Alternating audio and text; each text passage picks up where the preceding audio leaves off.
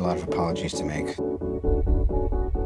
Well, everybody has a past, and ever since Jon Favreau said, let's think about Tony like he's a guy that you could run into at a restaurant in Brentwood. What would he really be like? What's his history? And so Shane Black, in his infinite clever wisdom, said, why don't we set something into effect from his past? Honestly, there's 100 people who want to kill me. We didn't want to do an episode of Iron Man. It's easy to look at number 3 after something and just do an episode of it, you know, in the same sense that television, every week, it's not the most important thing that ever happened to those characters because they got to be back again. So Iron Man wanted to say, well, we want to make it kind of a game changer. In a sense, it has to be something important enough that it represents a major event in the life of Tony Stark. Nothing's been the same since New York. You experience things, and then they're over. You kick this film off with Tony really dealing with, you know, what would probably happen to a person who had gone through the experience that they had gone within the Avengers. Seeing the sky open up and, you know, interplanetary bad guys coming in. How does that really, you know, I think you probably have a bit of post-traumatic stress disorder afterwards. I can't sleep. And when I do, I have nightmares. Tony's very traumatized by what's happened at the end of the Avengers. And he's not very present in his relationship.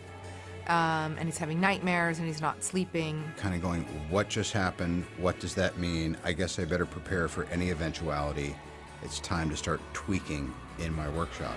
I hope I can protect the one thing I can't live without. The slightly peculiar setup and certainly the ramifications on Tony Stark's character and him having to confront things and go places after already having saved the world a couple of times created some interesting challenges. From the first Iron Man, we're like, okay, we gotta have this foe be the Mandarin.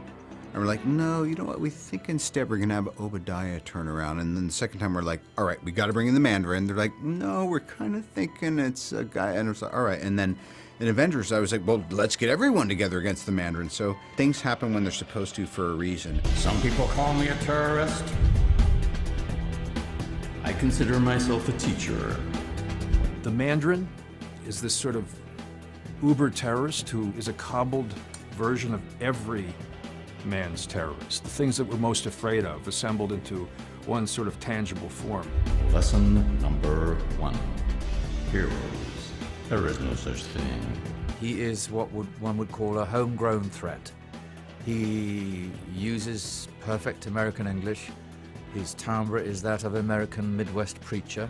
Our model was sort of Colonel Kurtz in a way from Apocalypse Now, someone who at one point was a soldier of indeterminate nationality but went a little nuts out in the field and surrounded himself with warfare, and his sole unifying focus became this hatred of America. Jarvis, where's my flight power? Working on it, sir. This is a prototype.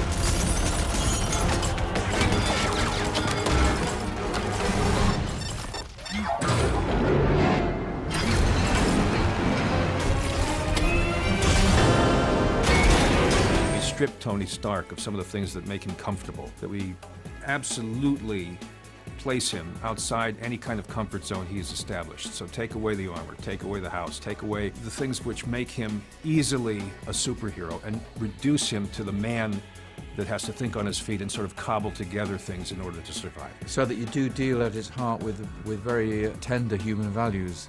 Loss, friendship, comradeship, love, disappointment, loss of direction, loss of self. Am I the suit? Am I the man in the suit? And it reminds me of some of the comics, too, you know, that I remember reading, where just because you were going from cell to cell, you could set it wherever you want. And the success of the Avengers made it that we could kind of be a little bit non-linear in the storytelling, and I think it's really effective.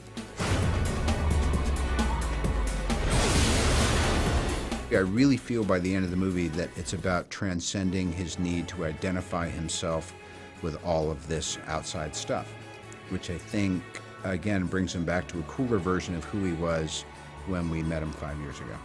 How many in the air, Jarvis? 13, sir. How many can I carry? 4. Oh, boy.